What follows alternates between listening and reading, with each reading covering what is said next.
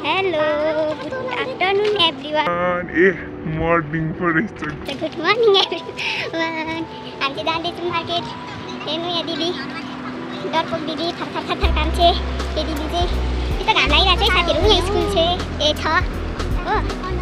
के गर्नु यस्तै छ हाम्रो अब मार्केट पुगेपछि म तपाईँलाई देखाउँछु है यो कुबेतको मार्केट भनेर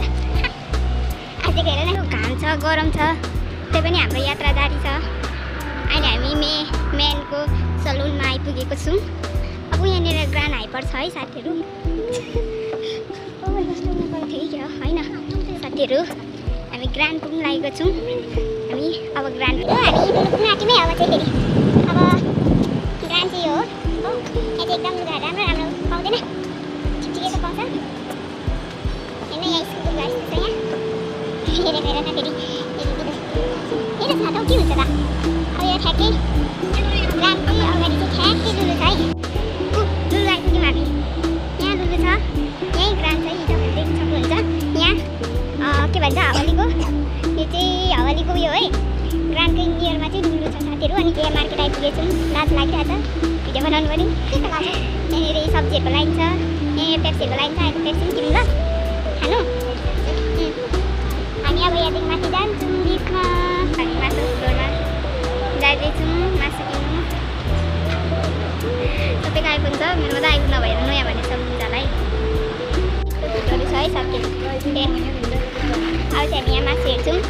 कति कति रहेछ यता आउनु नि दिदी अरू के लानु छ मासुको लाइन चाहिँ हामी मासु किन्न आएको छौँ प्राइस देख्नु सक्नुहुन्छ यहाँ चाहिँ दिदी छ है दहीहरू पाइन्छ अब त्यहाँ चाहिँ नछोडिदिनु पर्दैन नि दिदी अब यहाँनिर बर्थडेको सामानहरू छ यहाँनिर यहाँ रोटीहरू छ रोटी लाने दिदी ए ल म पनि लादिन्छु यहाँ केक छ केक यहाँ अस्मिता दिदीको के भन्छ